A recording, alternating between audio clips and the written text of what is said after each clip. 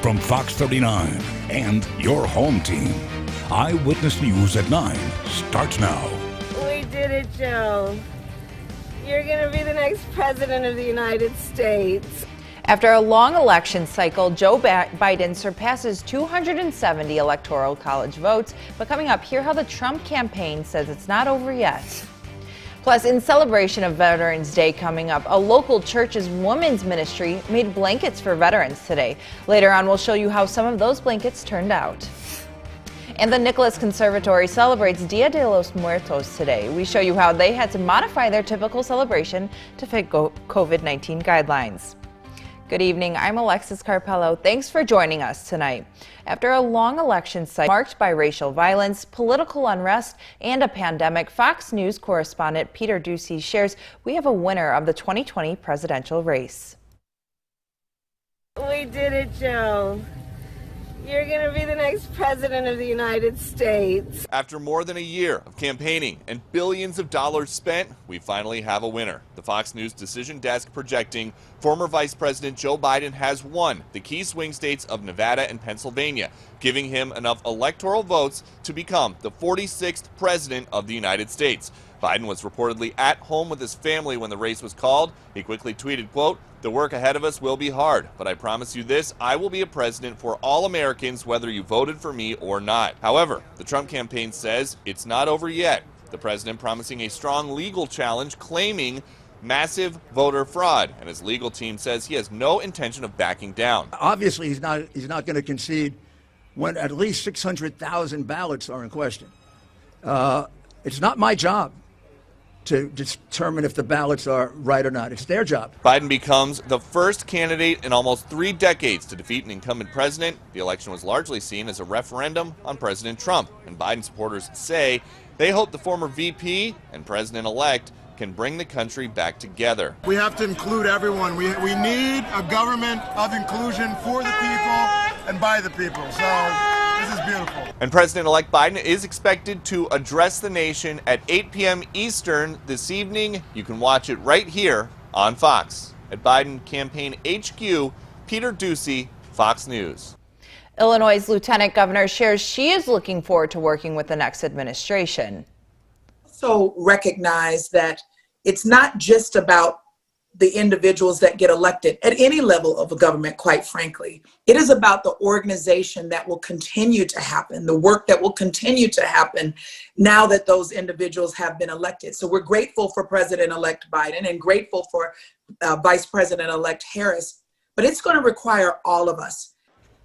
The woman who died from the fatal house fire in Beloit is identified. 59-year-old Tina Cornelia was pronounced dead at the scene from her injuries. However, officials say the death is still under investigation. Firefighters went to the home on West Grand Avenue just before 3 Friday morning. Crews say flames were coming from the second floor of the residence. During the search, that's when the first responders found Cornelia. Officials say the cause of the fire is accidental. They're still investigating what started it.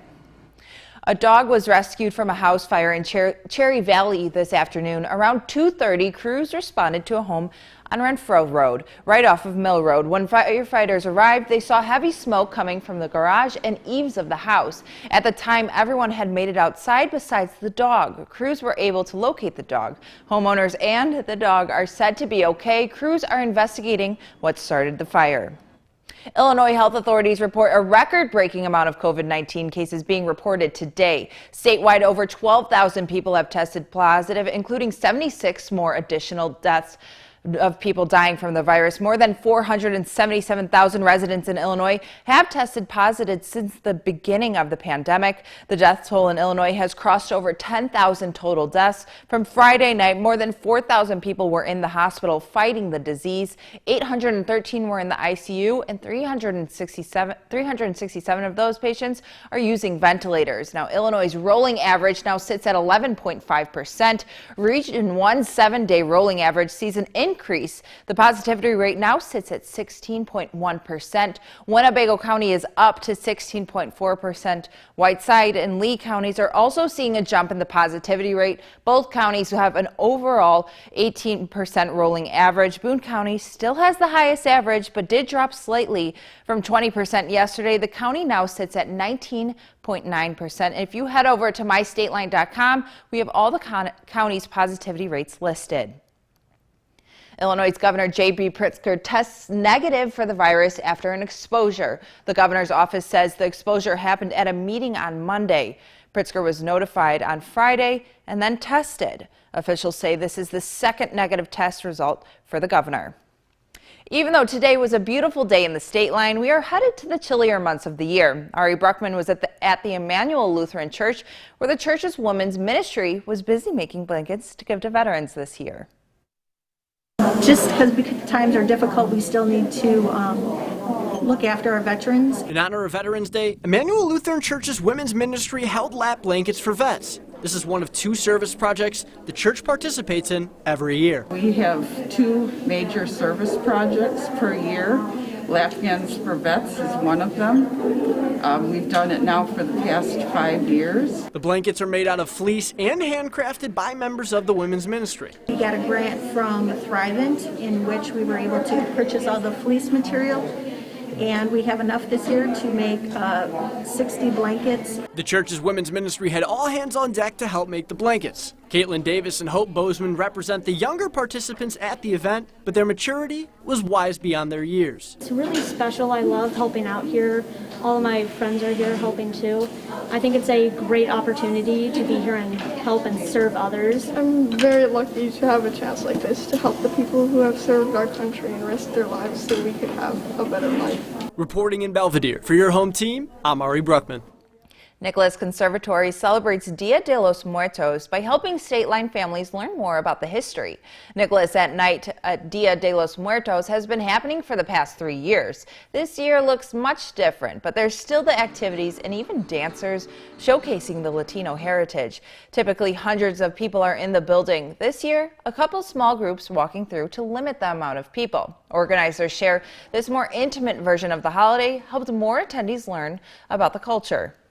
So we have a huge Latino population here in Rockford, so we get a lot of those families out, but we also get a lot of just other families as well, just looking to learn more about the holiday and experience that part of the culture. The Nicholas Conservatory has a calendar full of events to see. Take a look of that. We'll have a link on mystateline.com. A routine headache or sore throat can set our minds spinning, whether they turn out to be from coronavirus or not. As Fox's Casey Cronus reports, many people say they can't tell if they're experiencing allergies, flu, or COVID symptoms. It's been a very common question. On the cusp of flu season, with fall allergies in full swing. The leaves are blowing around, there's mold in the leaves. And no end in sight for the state's uptick in cases of COVID.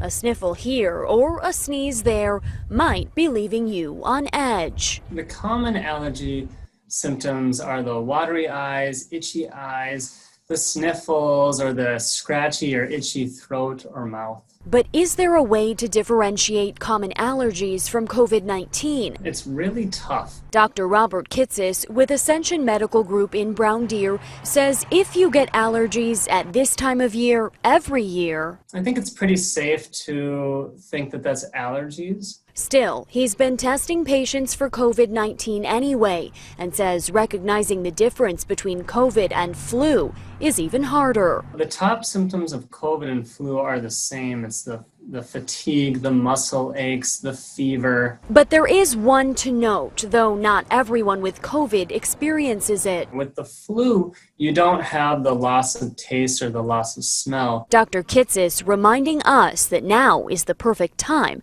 to get your flu shot. The flu shot will not prevent COVID virus, but it can ramp up your immune system and help you fight other respiratory viruses. That was Casey Cronus reporting. Now your first warned weather forecast with meteorologist Kevin Doom.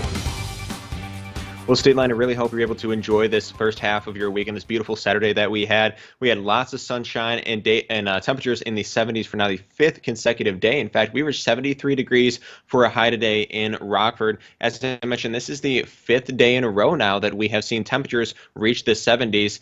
This is the first time that we've ever seen 5 days in the 70s in a single November. Notice there, I'm not saying 5 consecutive 70-degree days, because consecutive or not, we have never before seen 5 days in a single November reach 70 degrees or higher. This has, or I should say 4 days has happened before 3 times back in 1938, 1978, and again in 1999, but we have never before seen 5 days in the 70s in November. So here's sort of a recap of this warm stretch that we've been seeing. The warmest day that we've seen these past 5 days was yesterday, when the high in Rockford actually reached 76 degrees. We saw 72 on Tuesday and Thursday, and then today 73, and again on Wednesday. This is anywhere from 17 to 23 degrees warmer than our daily, normal daily highs, where we theoretically should be for this time of year. Yesterday in particular, whereas the normal high was 53 degrees, we reached 76 degrees. This is 23 degrees warmer than where we should be for yesterday. Now here's a live look over downtown Beloit. Using our Mercy Health SkyTrack, conditions are fairly quiet out there. Conditions are definitely a lot cooler than where we were this afternoon. 53 degrees is the current temperature in Rockford, down to 57 in Janesville, 53 in Freeport, and 51 for current temperature down in Rochelle. We've been seeing clear skies pretty much all day. As I'm sure a lot of you noticed, we saw lots of sunshine for our Saturday, but now these clear skies are really helping us cool down rather quickly. Temperatures, however, shouldn't really cool off too much more than where they are right now. And of course, we're not seeing any rain anywhere near the state line. This dry pattern is going to stick with us at least for the next couple of days. Clear conditions will likely last through the overnight hours into early tomorrow morning, but by mid-morning or so, we're going to be seeing a little bit of an increase in cloud cover. Sorry, I'm not sure what happened with my sky track there,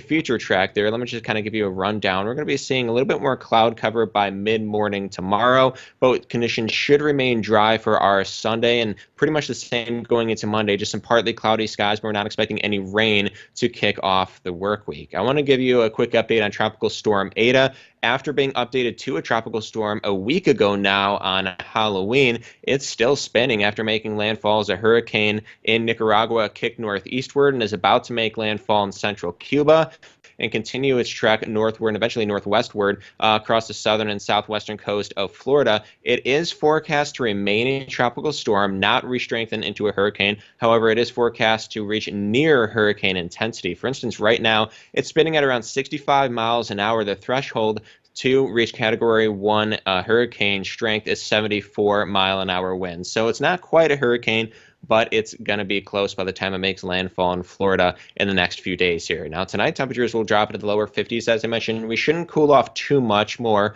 from where we are right now. And then lots of sunshine for tomorrow. I should say at least for the early morning hours, and then good mix of clouds and sunshine pretty much for the rest of the day. But we should see another day in the lower to middle 70s to wrap up the weekend. We should spend at least one more day in the 70s on Monday. It's going to be close on Tuesday, but we're likely going to stay in the upper 60s as a cold front pushing through is going to increase our cloud cover and bring us a pretty good chance for some rain before really cooling us off for Veterans Day and Wednesday, bringing temperatures down to the upper 40s. Now, the Napleton Sports Desk with David Greenberg. Another week of Big Ten football. The Fighting Illini were at home today hosting the Minnesota Golden Gophers. Gophers got on the board first with that run there from Trayson Potts. Minnesota goes up 7-0 early. Start of the second, Tanner Morgan takes the snap, throws a fade in the corner. That's Rashad Bateman with the grab. Gophers go up 14-0. Illini ended up scoring, but this one was way out of reach by then, trailing by 28. Josh Imador-Bahibi takes that one all the way to the house. The Fighting Illini fall to the Gophers 41-14. It was a great day to be an Iowa Hawkeye fan. Getting things started for them was Tyler Goodson. He finished with 14 carries for 113 yards and 2 scores. Here's the Hawkeyes' second touchdown of the game. Spencer Petras finds Kirby Smith, and he makes a great grab for the score. Barely in the second quarter now. Handoff to Goodson. There's his second score of the game, as I mentioned. Iowa got that early lead, and they never relented. Hawkeyes blow out the Spartans 49-7. Over in Evanston, the Wildcats taking on the Huskers. Northwestern inside their 5-yard line. Peyton Ramsey finds John Rain for the score. That gives them the 14-13 lead. To the fourth now. Ramsey takes the snap over the middle, finds Riley Lease with the spin move and lunges for the score. Wildcats extend their lead. Now, final play from scrimmage. Luke McCaffrey scrambling, trying to find something. Throwing towards the end zone, and he can't connect. Wildcats hang on for the win and remain undefeated. So let's take a look at the top 5 teams in the Big Ten West after today's games. Northwestern sits at the top, as I mentioned. They're undefeated. Purdue and Wisconsin, their game got canceled today. They're both undefeated as well. Below them are Minnesota and Iowa at 1-2, and then Nebraska and Illinois are below them, still looking for their first wins of the season. Chicago Bears are in Nashville for tomorrow's game against the Titans. Bears are looking to snap a 2-game losing streak after falling in overtime to the Saints last week. The Titans are also trying to snap their own 2-game losing streak. Derrick Henry, he's one of the best running backs in the league, so the Bears defense is going to have a tough task in front of them for tomorrow's game. You already know, but I'll remind you anyways. You can catch all that action right here on Fox 39. Kickoff is at noon. The 37th running of the Breeders' Cup Classic was this afternoon. A different venue every year. This one at Keeneland in Lexington, Kentucky. There were limited fans in attendance with the pandemic, obviously. What's that saying they say? And they're off. Got it. Now, into the home stretch. That's Authentic in the lead, trained by the legend Bob Baffert. And Authentic wins the Breeders' Cup Classic, notching Baffert his 4th victory in that race. Authentic won the Kentucky Derby and was the Preakness Stakes runner-up. I love those horse racing events. The most beautiful creatures on earth, absolutely. That's it for sports. We'll be right back. Let's take a look at our first one, Interactive Radar, sponsored by Rockford Auto Glass and more. No rain anywhere near the state line. We're still seeing some clear skies overhead after a very sunny Saturday here in the state line. Going to see a little bit more cloud cover tomorrow for our Sunday, but still going to be nice and warm. Temperatures in the lower to middle 70s. 70s again for Monday. Upper 60s for Tuesday with a good chance for some rain before dropping into the upper 40s and lower 50s for the latter half of the week. Well, tomorrow is going to be a gorgeous day. That's our show. Thanks for joining us and have a great night.